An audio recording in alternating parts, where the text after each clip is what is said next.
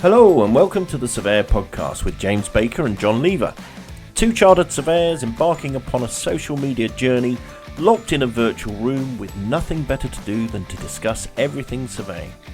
And some things not.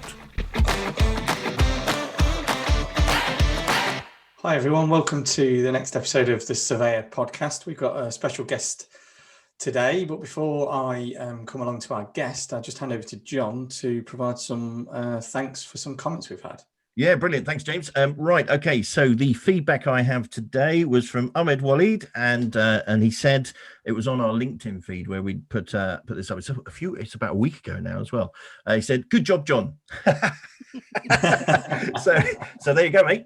Yeah, you're a nobody, as we guessed. Good job, John. Yeah, James, you don't count, but good job, John. Yeah, no, but thanks, Waleed. Really appreciate your feedback. And anybody else, don't forget, leave us your comments, leave us your feedback. We're just really interested. Actually, on our website, survpod.com, survpod, as it's got over there, survpod.com is a feedback form. So if you want to feedback, give us some topics or anything like that, then feel free. So over to you, James. Thanks, John, and thanks for the comment, even though I wasn't mentioned. As I said, we've got a special guest today. Our VIP is Sara Cameron, who John and I both know from various different RICS involvement, Matrix and Governing Council. Welcome, Sara. I think it'd probably be helpful if you just kind of do a bit of an introduction to start with. Over Lovely. to you. Thank you both for inviting me along. So I'm Sara Cameron, a chartered commercial property surveyor. I work in the public sector for two district councils in Suffolk, Baber and Mid Suffolk. And I've been working in the property industry for about 22 years, something like that. Done my stint of giving back to the profession, as James just alluded to, working with Matrix and Governing Council. And I also do a lot of work with ACES, the Association of Chief Estate Surveyors. So that's directors of property, that kind of thing, in the public sector. And we're very busy with supporting our surveyors across the country at the moment with COVID, particularly. Ah, cool. I can imagine it must be busy. And we'll come on to... You go first. Sorry, I'm backing off. Sorry, John. No, that's all right, mate. You crack on. So we'll probably come on to the COVID and various other things as we go, but I'll launch in. We've got a few questions to go through, so I'll launch into our first one. And obviously, feel free to kind of meander around as you like, Sara. But given your stage, you said you've been, something like 22 years now, similar to myself, really. What's the one thing you wish you'd known when you started your career? I think that it wasn't going to be smooth sailing. I wish I'd known that a career wasn't a straight line path, that there was going to be ups and downs and twists and turns, and life was going to come at me fast, and that I'd be able to cope with more than I thought I could. I think had I known that at the outset, I think I'd have stressed less. And made better decisions, because what other job would you have done? Really? No, I suppose my aspiration, first of all, was to be a building surveyor. I had a passion for historic buildings, and I had this fanciful idea that I'd end up working for the National Trust. And then I went to university, first year of building surveying degree, hated it. It was small spaces, heights, really horrible vacant buildings with loads of spiders and cobwebs and things. and I switched onto a very clean commercial property degree. I like your thinking. Yeah, creepy crawlies, building surveyors, commercial property spark. Yeah, that's cool. I like that. That's brilliant. I must admit, I wish I'd known that at the start of my career as well, Sara. I mean, that is really quite sound advice, Well, I must say, so like weathering the roller coaster has kind of taught me to kind of take a beat. You don't have to react to everything as soon as it No. happens. And we live in that kind of immediate world, don't we? That your phone's going off, your Twitter notifications are going off, or whatever. But we don't have to respond there and No. then, do we? Very true. Yeah, I mean, I've just had a series of emails this afternoon saying something's really urgent. I said, well, what's the timeline I'm working to? Well, where's the urgency? Because I actually haven't got the resource to respond to that this afternoon. It's Friday. But, yeah, so it's I think we've got to learn to take a pause, haven't we? Yeah, but I particularly found interesting your comment about it not being a straight line, your career, because that's my experience completely. And Is it? I think I thought at the start of my career when I did my degree and go into the world of work, and I thought, I'm going to be this by the time I'm 30, I'm going to be, and I had all this planned out, thought this was going to be my career, and actually it's been nothing like that. Yeah, it's interesting, isn't it? Because I mean, I think I had that expectation going into a profession that there would be that trajectory, and that you'd have clear milestones. But I don't know, I was made redundant, and I job hopped for a while because I couldn't find the next right place to do the rest of my training, so many things have happened. I was just 22 years, so I mean, a lot has happened in the economy, and I don't think I really started to hit my stride until actually I joined the public sector. So and it took me a while to find my niche. So I didn't go to a big partnership and do a proper graduate program where you get exposed to everything. And I was totally envious of the graduates that I met along my journey that had that experience. But I've had different experience, which has led me to where my niche is and where I can do my best work. So yeah, and you've got to be grateful for that, haven't you? yeah, Because if you're in a absolutely. happy place, you're where you're at, your career's got to where you'd like to be, then Yeah. it's all helps, doesn't it? It's all Yeah. kind of, as they say, character building. Oh, that old chestnut. That reminds me, we just had our MTBI results for our leadership and management program, and I think I stick out like a sore thumb to a lot of my colleagues and peers, because I was very strong on the introverted aspect. Yeah. Oh, really? Apparently, I'm more reflective than I thought I was.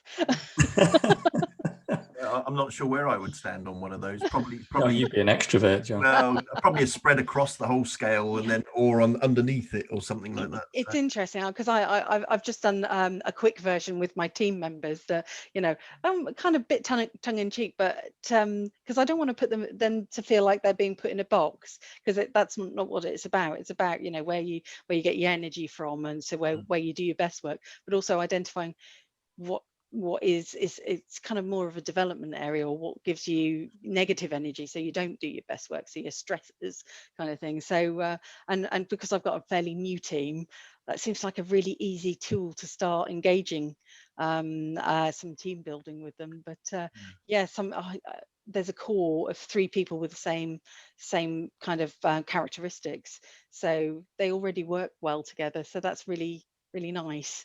Yeah. How big is your team?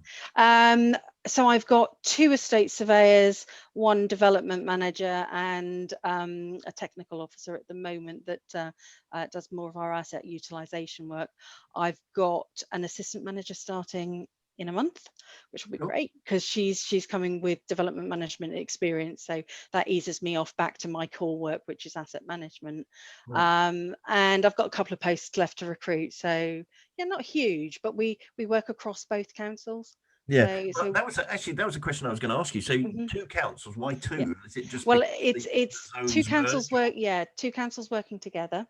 Right. They came together for, I suppose, locality reasons and saving purposes a while ago, but they're 2 sovereign councils, and it's one organisation. So all of the officers and executive, we're one organisation working for those 2 sovereign councils. So we have 2 sets of council meetings, 2 cabinets, 2 sets of portfolio holders. It's really interesting. So the stakeholder engagement is quite broad. I think I'd mix them up. Yeah. Well, I don't know whether, you know, it's sort of like in the world of art, thinking about unitary authorities, whether or not that will merge further. But you know, currently it's two sovereign councils, and Yeah. it's a really interesting mix. I've never worked for two sovereign councils at the same time previously. I've done city councils and county councils before, and they all come with their stakeholder quirks that you have to kind of, and I'm still learning the districts because it's south of the border from me, so I'm in I'm in Norfolk, and my work is in Suffolk. So there's that How does local. that go down? Surely there's some sort of feuding line or something. You know, if you ever talk to anyone, you know, especially about the football, you know, the local derbies and that between Ipswich and Norwich, yeah, that's probably not a topic of conversation I'd like to get involved with, because yeah, it's not, well, it's kind of friendly-ish, I suppose. But yeah, there's some long-standing local kind of fun about, you know, those south of the border, and us, but I'm an outsider in the workplace, really. So and the funny thing is, it's my first out of county role. I've always worked in Norfolk, and I've been really lucky to Is there a different accent as well? there is a different accent, but I can't do it for you. Oh, I mean, Oh, it's a shame. it's just like, yeah, I would get letters and threats, I think, if I tried to do that on here. But yeah, it's I don't know whether you've seen The Dig on Netflix, with Yes, I have actually. he did a brilliant Suffolk accent. Was it good? It was very good, because yeah, normally they sound like the West Country. Right, okay, I'm with you. That's Yeah, cool. yeah, but it's really good. Norfolk's a little bit different. Yeah. Okay, well, I think I've got the next one. So what would you tell your 20-year-old self? Not we appreciate you're only 21, but what would you tell your 20-year-old self based on what you know today? To prioritize my well-being. Full stop. Yeah, I have a terrible habit of saying yes to things and not thinking them through, and not thinking, have I got the time and resources to do that? I overcommit myself, basically. And so I'm always, my well-being is bottom of the pegging order, really, and that's caused me problems. You know, I haven't reached burnout yet, but I've been pretty close. Yeah, I know that experience. Yeah, I'm the same. And I kind of think over the last 20 years, I think I'm burnt out, but I've been pretty tired at the end of a year for about 4 or 5 times. Yeah. And gone, you know what this means. You Exactly. have done Yeah, yeah. And I think so, you know, in your 20s, you're so full of Invincible. beans, and exactly, you know, nothing can get you. And I had a major shock in my 30s when I got diagnosed with cancer, and you just think, and everything had to stop. Yeah. And you know, I wish I'd paid more attention to what my body was telling me, because you know, in the end, it took me a good 2 or 3 years to get back to any kind of level of energy that I had previously, and it's never quite been the same. Yeah. So yeah. But you know, everything teaches you a lesson. Indeed, no, that's cool. So your 20-year-old self would be, hey, you know, just kind of look after yourself a bit better. Absolutely. Yeah. I think that's something you can only learn, though. I don't think you can ever tell yourself that, could you? Well, it's the same with building resilience, isn't it? You have to go through the experience and to then reflect on it to kind of put the right things in place. But yeah. But I was never one for sort of like burning the candle at both ends. You know, I would intend to like work late at night or set my alarm to work early in the morning and catch up. Like my sleep too much. Fantastic. Over to you, James. I mean, just sage advice, Sarah. I'm going to come to you for life coaching, I think. But very, very wise. So kind of similar here, but I guess slightly different twist on it. So what advice would you give to someone wanting to pursue a career in surveying? You've kind of said quite a lot of it, I guess. But yeah, I think to find out how broad and deep the profession actually is, and to kind of play around with it, and not just accept one version of a surveyor as being the only way that your career can take you. So I've done agency work, I've done asset management work, I've done property management work. I've worked in and around the profession. I even did a stint in property finance, so more investment management and property finance.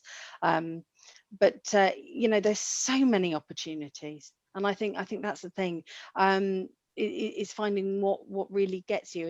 Is it more of the kind of placemaking, or the way that the built environment can influence climate change, or is it something really random and specific? Because there's something for everyone, isn't there, in the profession? Yeah, I think it's do some research and talk to surveyors and watch podcasts like this. Do you think as well, though, that there's opportunity, even if what you were kind of implying there is that you've done a few different types of roles, and maybe different types, as we would call them, pathways of different types of surveyors. So you're saying, I guess, that maybe even if you go down one route, it doesn't mean that you can't change and take a different path. Yeah, absolutely, because through professional development you can go anywhere. And I'm getting your letters gives you that core set of transferable skills in a particular pathway, but they're transferable, aren't they? So the difference is the level of experience. And if you can go and gain the experience and get a great mentor to help you redirect, then the world's your oyster, really, isn't it? That's one thing I never had a mentor. And I wish I had. So 20-year-old self, get a mentor. Not too late. Not too late. Not too late. It's never too late. 21, you could get one at 20. Yeah, I mean, when you said transferable skills, everything but building surveying, I would say. Yeah. If you've listened to our podcast, Sarah, you'll realise that John's always picking on me for being a building surveyor. Mind you, QSing, we can do anything.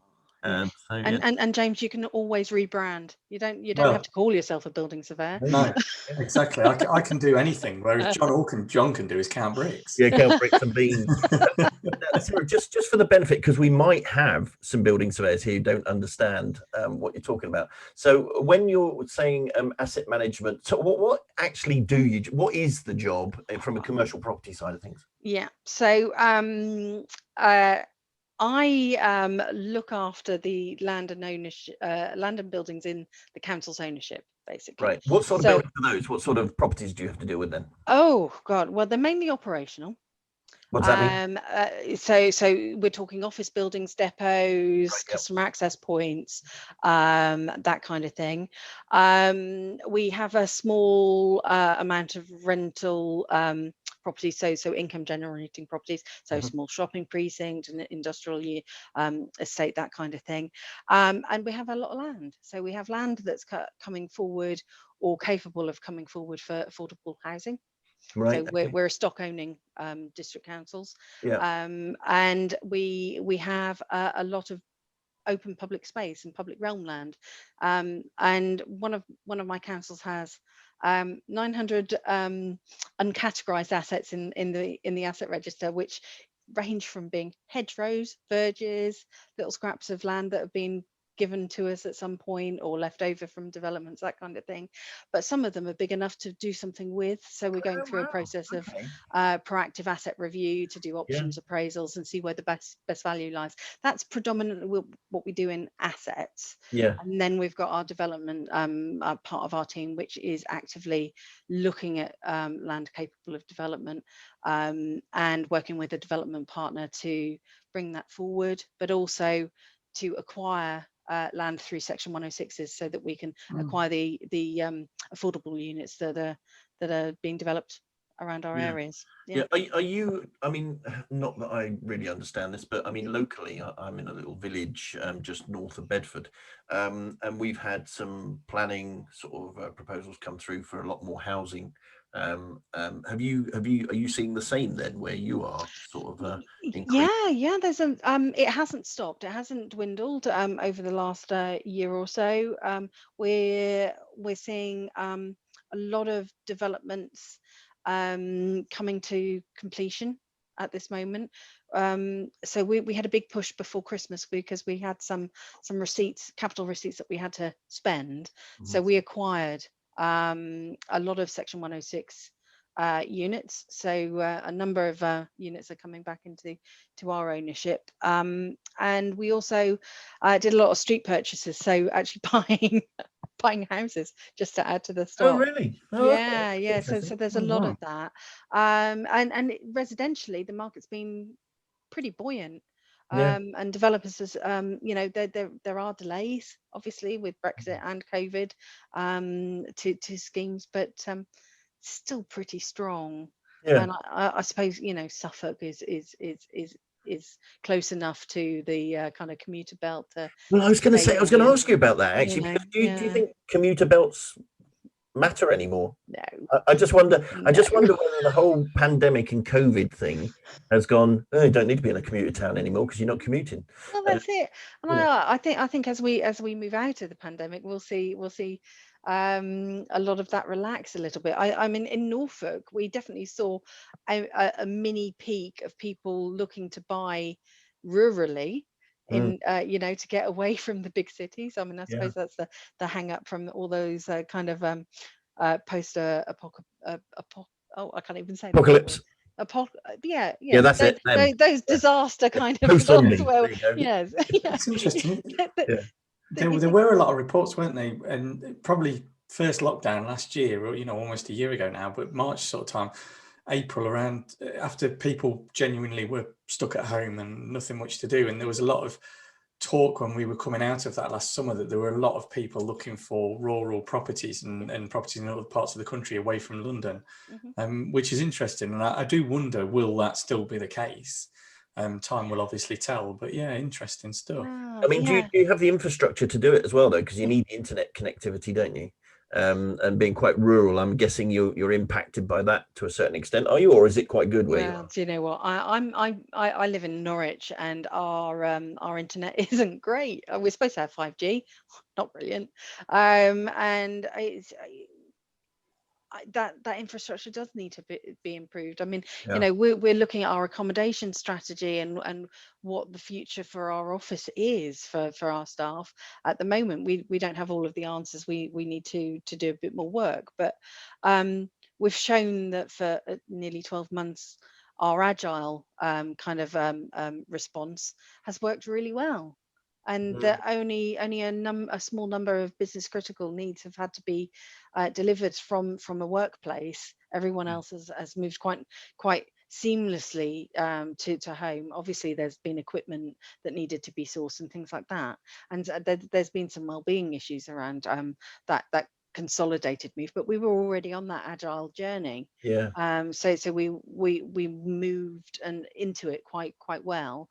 And we kind of went through about 4 years of change in a matter of weeks. I was going to say it probably sped up about 5 years. If people are saying 5 to 10 years, everything's happened, and it's happened quickly. Just out of interest, how many people did you have in an office space then before COVID? So that's quite interesting. So I mean, there's the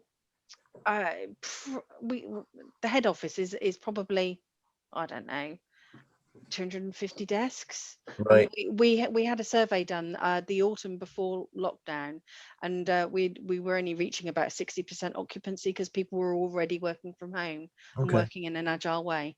So that's been really useful and timely data for us to take forward and say, actually, can we do more and reduce the desk numbers further? I mean, the aim is to have a collaborative workspace so that we can do lots of different things in the office rather than coming in and sitting bums down on a seat. And, there seems to be a trend towards the was it WeWork, isn't it, where you've got lots of little desks and sort of coffee areas and there's a few quiet zones. Kind of Absolutely. You need to do anything difficult, do it at home, then come into the office and have a chat. I don't think as a public sector we'll end up looking like Google offices, but slide in the office. We did have some really interesting visuals from the feedback session that we did with managers, but I'm going lots to of put a living bean bag in walls my and new things like office. that. Oh, beanbags are ace. I know. I wanted to see if I could find one of those space hoppers. Do you remember the space hoppers?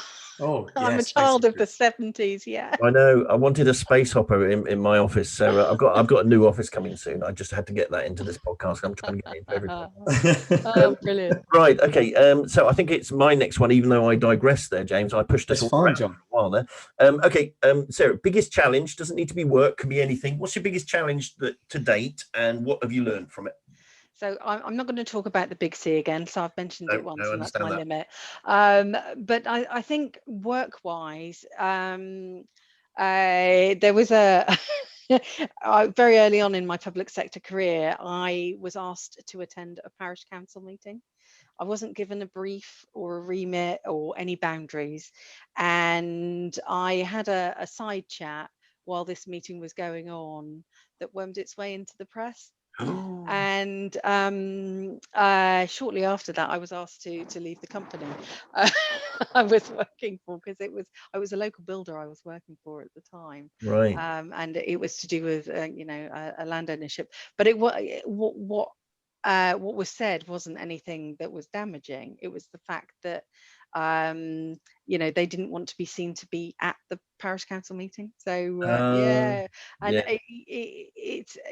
so I was really naive at the time, because that was very early on in my career, and it taught me a huge lesson about identifying who the players are, what the client wants, and making sure that you know your clear boundaries and the purpose of your attendance.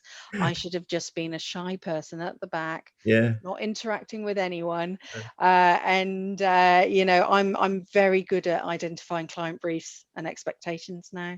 I bet you are. It's the old one, once bitten, twice shy, isn't it? So absolutely. That sounds like a really it's a good learning curve, isn't it? Absolutely. I've managed to burn many a bridge in my career. So well, the trick is to learn from it, isn't it? And don't do it again. John's still not learned anything. No, I haven't. I'm just thankful I'm still alive and breathing. So he's learned how to do that, stay alive. Yeah, that's. I've attended parish council meetings in my work, and they're a special type of meeting. Yeah, I don't know whether you've seen the news today, but one parish's meeting on Zoom went viral. I saw the news headline. Yeah, I haven't seen it in full yet, but no, I haven't watched it yet. But I did see that. Intrigued. Did they just go manic and someone? Well, there was a bit of shouting. Yes, I think there was a little bit of an argument, wasn't there?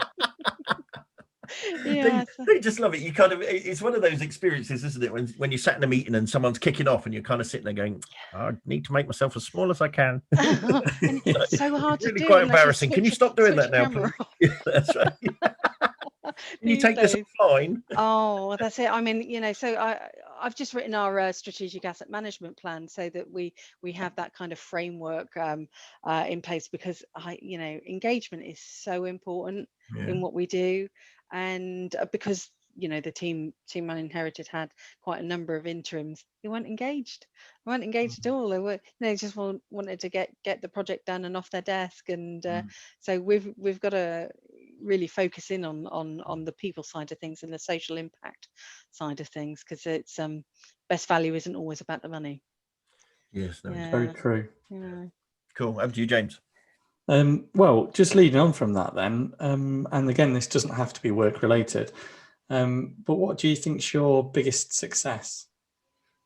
That I'm still kicking. I'll go that. I'm still breathing. Yeah. Still breathing. Yeah. It's funny. One of my team said to me the other day that they can't believe I can smile through anything, and I can keep the joy going. It's hard sometimes, but I do. I keeping my sense of humor, I think, is absolutely my biggest success, because you just think, I don't want to be a miserable git. I've got it in me to be an absolute miserable git, but I'm fighting that kind of. I think it's a human trait, though, isn't it? Being miserable. Yeah. It's easier to do that than be happy. John is more miserable than most, but Yeah, I can be quite a grumpy old dear. Yeah. But I kind of aspire to that. You ask my kids, they kind of think he's a nightmare, dad jokes, the lot, everything's in there. So I love a dad joke. yeah, Yeah. no, they're always good. They're always good. The hilarious ones are my kids are at that gullible stage. They're 13 and 15, and I'll just say something with a straight face. They go, "Really?" It's like, yeah. I've used it in business a few times. It works well. So where are we at?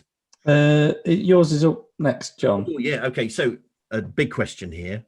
Why on earth did you choose a career in surveying?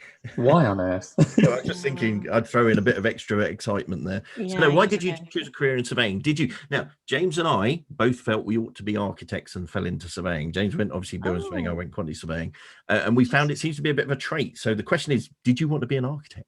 No. Oh. No, not at all. I think as a child, I wanted to be a shoe designer or a wedding dress designer. Oh, cool. My dad did me a Cindy dollhouse. It was like a Cindy townhouse, really, 3-story thing that we had in the back room, and I quite like buildings. But being serious, my dad was a builder and an engineer. So really practical. My granddad was an engineering draftsman, so I had that kind of first aspect of maybe following into engineering or something. Yeah. Mum was a geography nut, absolutely, loved places and travel and would take us everywhere. And I just got a sense of place, and which led me to the historic buildings, because we went to a lot of National Trust places, a lot of England, Heritage England places, and and I found building surveying was a career that worked with old buildings, and I thought that's it. That's for me. It turned out it wasn't. Then you realised that, it certainly wasn't. Do you not have any big or old buildings in the portfolio the council has? No. Well, we've got some old barns that are let out. My previous role had many more. I mean, when I worked for Norwich City Council, we dealt with the medieval Guildhall in Norwich. I've been to Norwich quite a few times, but I tended to only go one place, and then one day I got lost, and then realised there's big shopping centres and car parks in castles. Yeah, Norwich is amazing. So we've got the castle, a Norman castle on the mound. We've got a Norman cathedral and kind of a 10 of the 19th or 20th century Roman Catholic cathedral, which is quite imposing as well. We've got the medieval Guildhall in Norwich, the marketplace. Dragon Hall, which is an old merchant's barge down at the river. It's a nice medieval city, quite low lying. So whenever they talk about 13 or 14 story student apartment blocks, it's like, Norwich is brilliant for a trip around. No, I didn't realize that. And obviously in business you just kind of go where you go, isn't it? And then that's it. Yeah. Well, I think that's what I enjoy most about being a surveyor is you never stop looking up, actually, looking up and around. And that's a really interesting point, because all the trainees I see have got their head buried in a phone, and I'm constantly saying, stop, look up.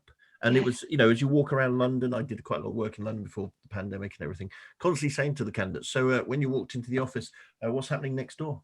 And they went, I mean, this is your office. I've been here once. I've just turned up this morning and you come here every day. So what's going on next door? And they didn't know. And it was just like, that's so weird, isn't it? Weird, isn't it? It's like we're going to end up with hunchbacks and kind of, little Tyrannosaurus arms because we've got a phone. I think your thumb's going to be twice as long as it needs to be, isn't it? The human race evolving into T-Rexes. Long thumb T-Rex is an interesting breed. Yeah. Okay. Cool. No, that's cool. Did we answer that question? I can't remember. Yes. I think we did. It was a good answer. Well done, James. Do you know what? I have no idea what I'm saying, so don't ask me to repeat myself. Well, to be honest, that's why we're recording it. Otherwise, we would be none the wiser either. So. Okay. It sounded though to me like you didn't really have much of a choice to become a surveyor, given That was it. Yes, it's the career. what you sort of, you know, your mum and your dad were both into, and how that kind of obviously influenced you. So I'm not surprised. Yeah, I think it just kind of evolved. I remember saying to the careers teacher that I wanted to be a surveyor, and first of all, they didn't know what surveyor did. I had the And same experience. yeah, and it's just like, and then it's just like, really, don't you want to kind of work in an office? No. But I think, hopefully things have moved on, and we see that with the numbers of diverse kind of candidates coming through, don't we, into the profession? Yes, It's getting better. It's not perfect. No, definitely. I mean, just can I throw another one in there, James? Just a of course thought. you can. So obviously, part of being in the whole surveying career, it'd be rude of me not to ask you about surveyorhood and Celebrate. So what's those all about? Okay, so surveyorhood came about with my two great friends, and who are also surveyors, and Tasha Stone and Joe Farnsworth. It followed kind of International Women's Day, and we started this hashtag surveying sisterhood. It got a lot of traction, but we quickly realized that actually what we were about and what our values were about was something a lot more diverse. So we created the surveyorhood kind of hashtag and kept it on social media for a little while, just as a place for people to tag and to bring conversations together. And we quickly found that we had a lot to say, so we started a blog, and people were so generous with their stories that we saw that there was some real value to celebrate some of those stories, and that's where Celebrate Surveyor came in. Cool. And that's more of a gallery backed up with career pieces or blog pieces, which is more about the individual and the person behind the surveyor kind of job role, and that works as a gallery of photos. So it's basically, you see all these headshots, you click on it, and you get to see their stories. And I think when we finished up at Governing Council, I managed to get all of you on there, yes, with photos and just more about biographies more than anything. But during kind of the pandemic, we've let that naturally be a bit quieter because we've been focusing on other things, but we've got lots of ideas for kickstarting the social media again. Well, what we ought to do with that is on our website, survpod.com, little plug, we have a useful links and resources based on each episode, which I've just started adding to the site. So we'll add the link to that on our. Great. If anyone wants to go and have a look at it, you just literally go to survpod.com. Absolutely. I'm going to apologise at this point, Sarah, because I do remember the Celebrate and obviously the surveyor, and you had such great traction with it. I thought it was brilliant, and I remember agreeing to do a blog myself, and I don't think I ever did it, and so I must apologise because I completely forgotten about that. But there's always time. When you resurrect, then I promise I will do something for you. I will hold you to that. I was going to say that's on the recording as well. So you notice I haven't offered that. But John, you actually did offer to help at one point. I've got the email somewhere. No, I probably do. Again, can't say no. No, absolutely. Yeah. Cool. But I mean, because that's gone through all sorts of topics and personal challenges. We had a piece about bullying from an anonymous surveyor. We had a piece coming from Joe about bereavement and everything in between. We've done leadership skills pieces around types of leadership and about giving back, value pieces. It's been a passion project for all of us, and we were really lucky that we kind of found our tribe, Joe, Tasha and I, and we have this little kind of acronym that we use is WW. Well, I'm going to have to say it actually. What would the surveyorhood do? What would Team Surveyorhood do? So because and we use that quite a lot because it's about staying true to your values, and using that as your pathway through whatever comes. Well, that can only be a good thing. That's absolutely, if I ever give youngsters, as I'm kind of feeling a bit old nowadays, any advice, it is be true to yourself and be open, transparent, and ethical. It's through Absolutely. values. You Yeah. follow those values, nothing will go wrong. Well, I say that within reason, but if you follow those as values, then business should be good for you. There's no reason why it shouldn't be. So no, okay, that's cool. Well, I'll tell you what, Sarah, you must let us know as and when you're resurrecting. I'm quite happy to throw a little advert into these podcasts saying, hey guys, go and have a look at this or whatever, so do let us know. That'd be fab. Definitely. I used to love reading those. There was some great stories, proper human stories. And it was about far more than just a surveyor. It was, we've kind of tried or want to try and do something similar with our podcasts in that it's not all about, we'll ask questions that aren't just purely about surveyors, because surveyors are people and the stories about people. It's, who's not interested in people and what stories they've got. It's fascinating. Brilliant stuff. So I look forward to those being resurrected and we'll definitely plug them. So this leads us into some more fun questions and the soon to be at some point in the future famous question that we like to ask all of our guests: would you rather? So this is different for every guest, and I came up with this one. I had nothing to do with it, Sarah. It was probably purely because I obviously on social media noticed you've got 2 cats and thought, oh, I wonder how Sarah feels about animals. So the question is, would you rather be a surveyor or a vet? Oh, I've often thought that maybe I should have been a vet because I end up dealing with the, the less cuddly parts of dealing with animals. I remember we had a pedigree Berman seal point. She was a fluffy little thing, but she got I think she came to us with fleas, and I used to sit there squishing fleas before giving her a brush and giving her a flea treatment. And I thought, I could be a veterinary nurse or a vet. I couldn't deal with the sad bits, so the end of life bits, but but also something like 7 years to train as a vet. Is it really? Something like that. Yeah, mind you, that's the same as an architect. That said, it took me 2 years to get through surveying, so I should have gone a vet. Well, took me 19 years to get my letters, so you could have been 3 vets, an architect, and a doctor in that time. So you haven't answered the question. So is it vet or surveyor? Vet. Go vet. Go vet. Go vet. Go vet. I think I would choose what I love most, and that's surveying. Oh, good for you. Oh, very good.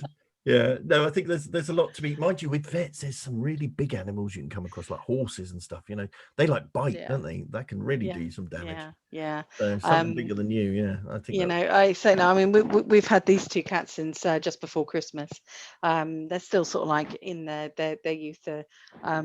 They were 6 months and 10 months when we got them, and they're mad, and I can't control them. So you can't control cats. Don't even bother trying. Yeah, exactly. I couldn't control a horse. I mean, they will also, they will be mad for probably another sort of year or 2. Those cats. Have they climbed up the curtains yet? Yep. Yeah. See, that's always a favourite. Once they get to the top, though, that's the bit I enjoy. Like, you're up there now, aren't you? Get down. Yeah, so they'd be so cocky to get up there, you and your claws. Oh dear, they're bonkers. So it's firmly in the surveyor camp then. Oh, that's good. I think so. Yeah.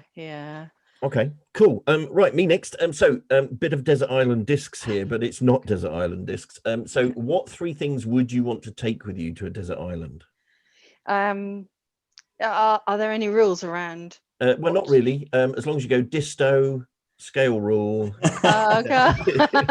There are no rules. I was thinking, can I take MacGyver? Because I think a MacGyver would be good because they could fix all sorts of things. I like shelter, desalination point, and they can do it with a paperclip, so it'll be brilliant. So MacGyver and a paperclip, absolutely. And I don't know.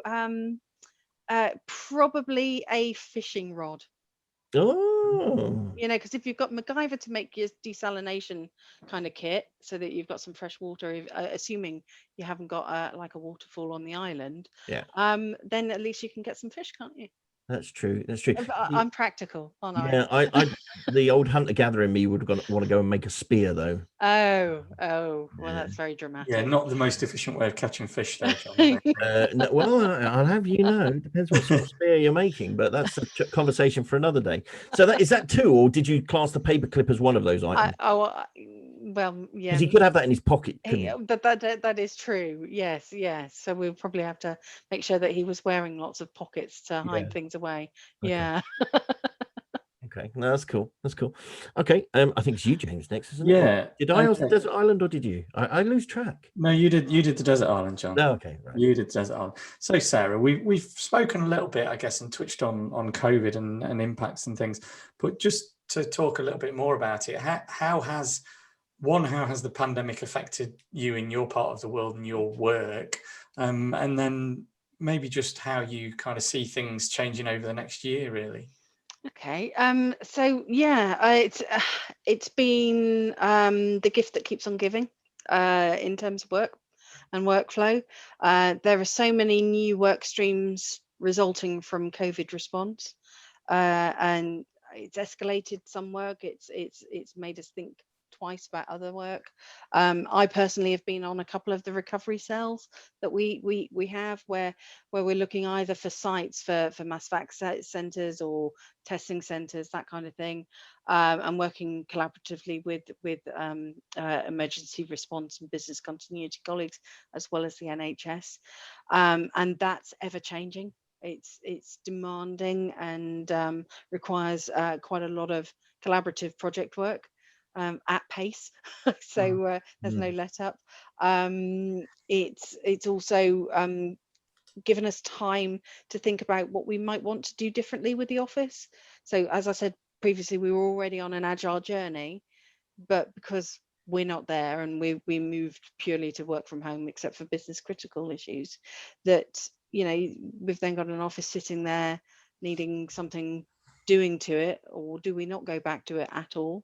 And that's created another work stream, or really escalated that kind of accommodation strategy piece.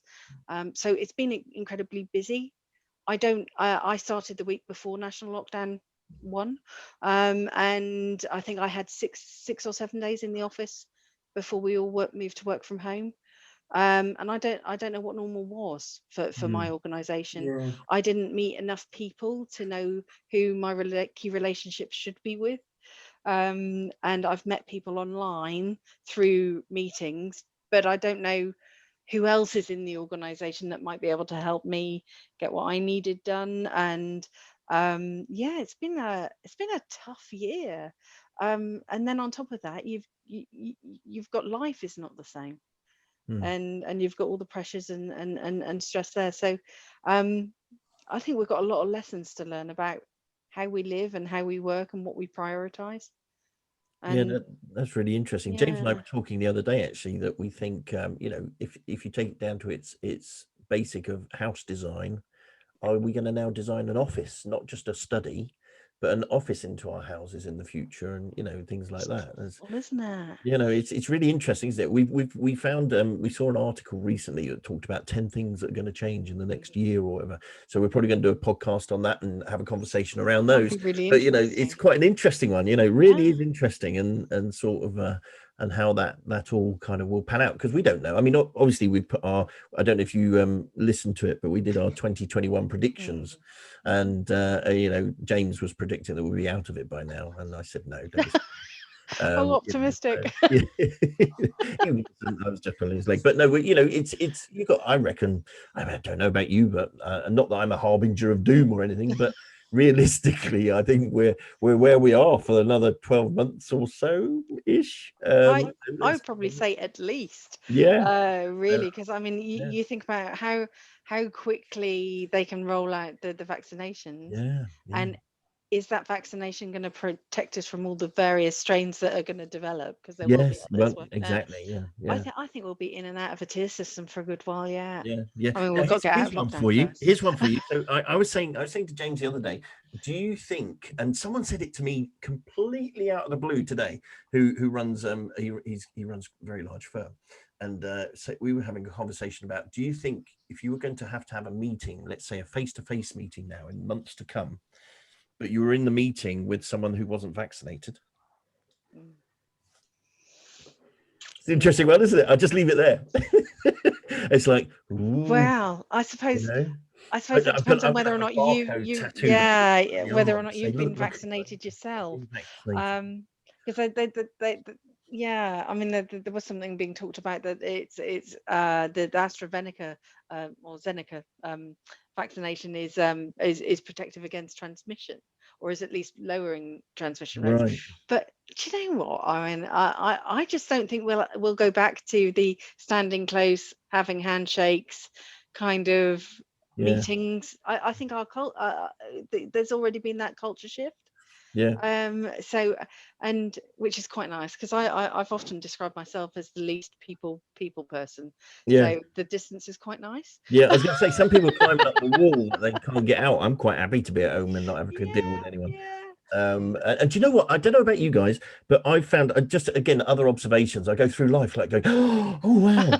So you'll get used to this. I actually still prefer a Zoom or Teams meeting video on chat than picking up the phone. I don't know what that is. Isn't that interesting? I don't know what it is. I can pick up the phone. I don't mind doing that. I'm happy to send emails.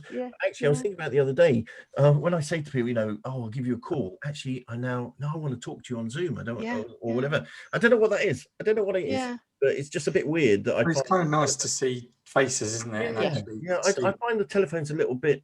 I always have. It's a little bit sort of. I can't think of the word now. Impersonal. Well, it is, because I mean you've got no visual cues at all, have you, with a phone? No, indeed. It's like emails as well. Everyone misunderstands emails, don't they? I try not to read too much into them when I receive them, or I don't pay any attention to them anyway. Interesting. Okay, cool. And so where do you think, I'm assuming within the council, the two councils you look after, there's going to be operatives who have to be in work or go out to, if you've got land and parks and all these sort of things, and you've got buildings that need maintaining and everything.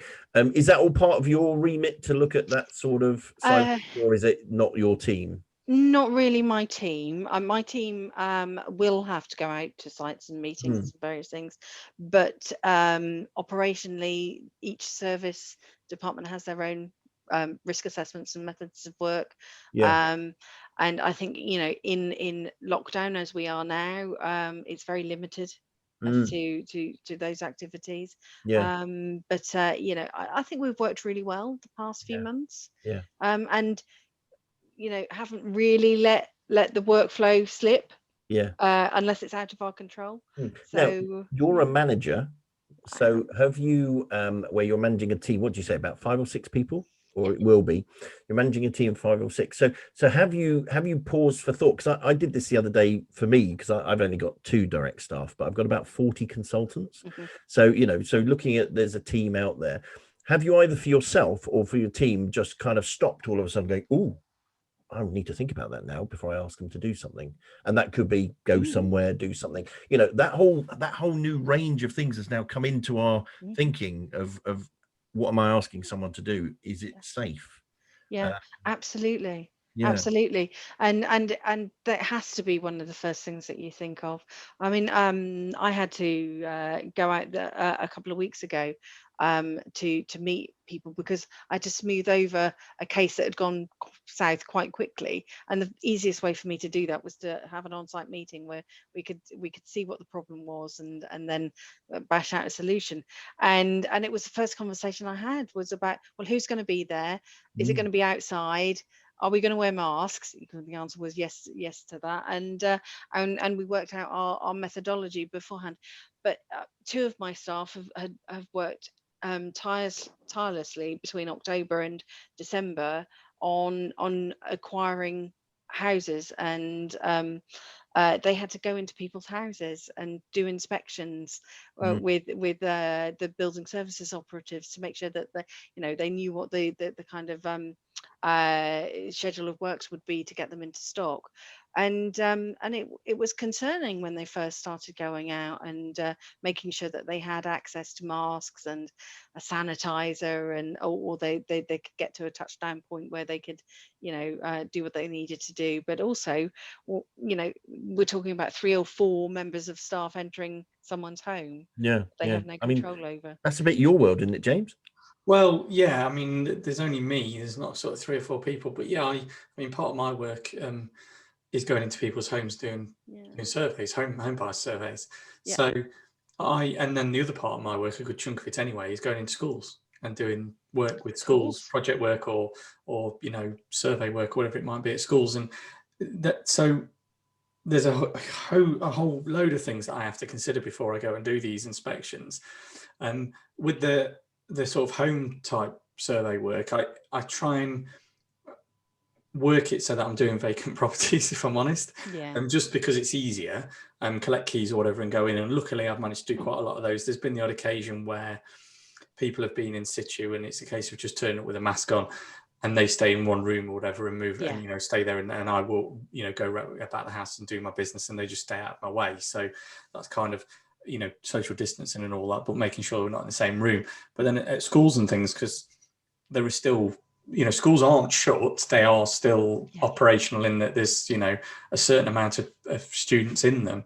So those have been interesting as well, because I'll go in and fully masked up and sanitizer and everything else, go through all the procedures. They've got full screens and all sorts on reception and all sorts going on. You have to go and wash your hands, and each one has a different procedure, but it's certainly changed quite a lot about things. I mean, in the car I've got a box of masks, disposable masks. Who knew? But I've always got them. I've got hand sanitizer in there, and then it's not just all about the equipment that you'd always take on an inspection. Now it's about all the other things. It's certainly interesting, and I think the reason I've kind of basically I put the masks and stuff in the car, because then I'm not going to forget them. And it's the same. I mean, I don't go out in the car much, but it's got a box of masks and exactly the same. How does the mask work with your beard?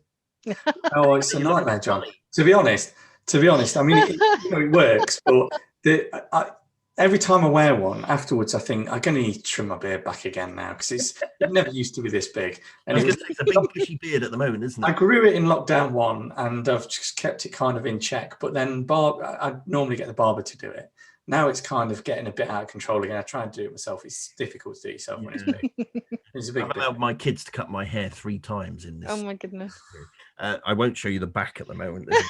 I took a big chunk and it was like a moment, and it was just like, what have you done? Thankfully, most of my work is now forward facing. Oh well, that's it. I had to cut my dad's hair, and I daren't use the trimmer thing. So I had to use scissors. I had to. We didn't know. I'd never had a clipper before, and we didn't know what one of these were. And my daughter went, "What?" And it was like, flipping heck, that's less than a centimetre. I looked like some sort of jailbird. It was quite entertaining. Now I've got to ask, what's a touchdown zone? Because I don't understand.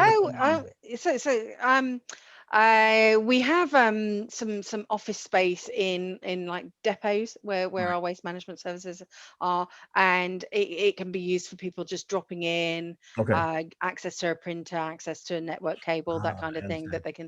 We call them touchdown zones, so they're not like permanent offices. So have you gone Uber COVID masks, sanitization, sinks there and those sort of so we've done the full COVID safe in the office. So we've marked out the desks, and we've marked out the spacing based on 2 phases. So we've been stuck in phase 2A, which is kind of like one desk per row. And kind of diagonally opposite, so that you're nowhere near anyone really. So we've done that full piece, but we've barely had, I don't know, probably no more than 6 or 7 people in the main office since. Because you said, and we've got a booking system so that we know who's going in and out.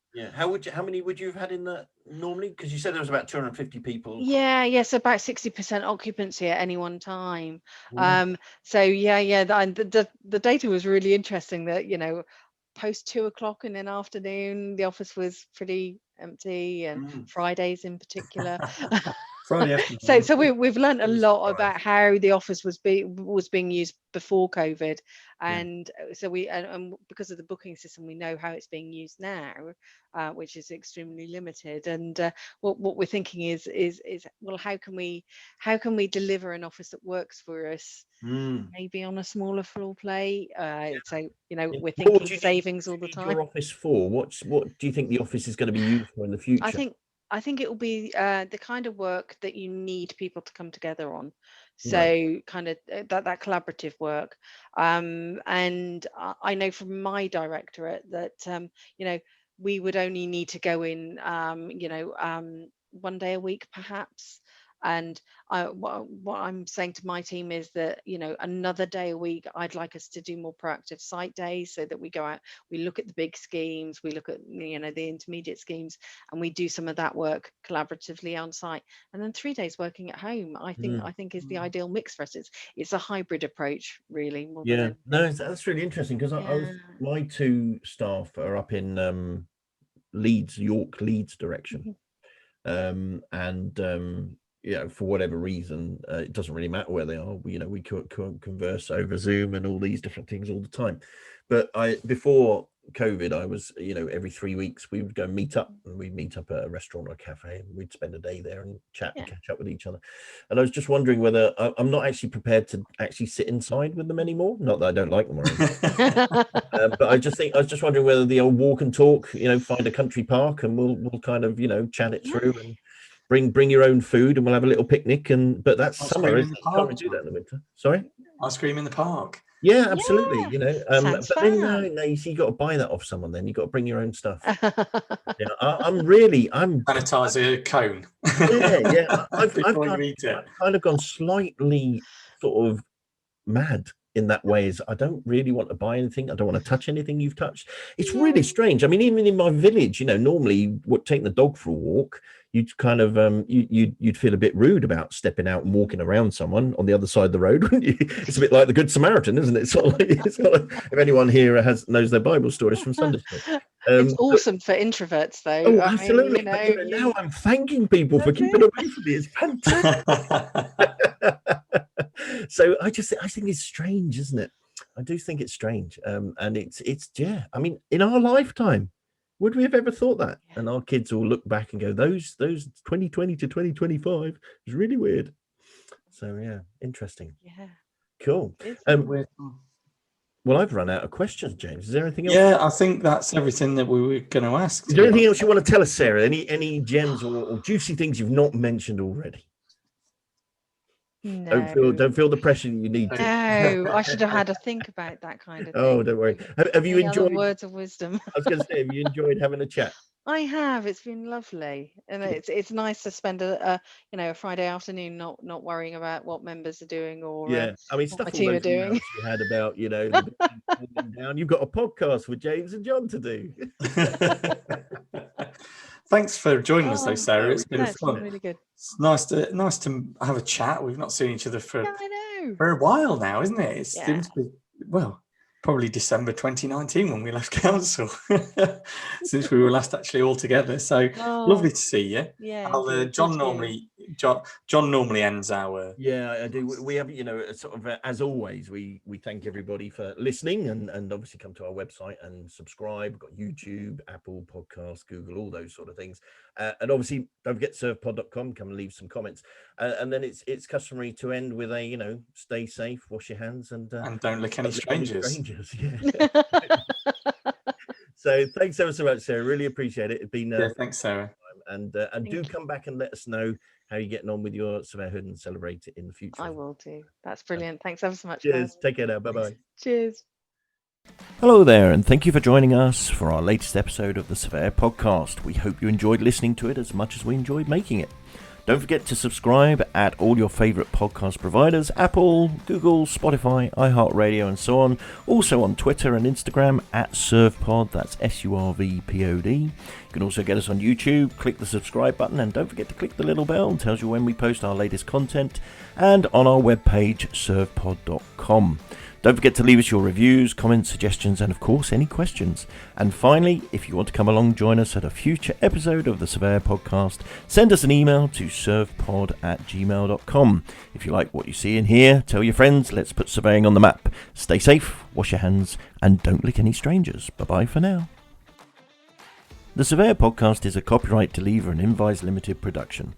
We suggest you come up with your own ideas and not copy ours. Thank you. Catch you again soon. Bye-bye.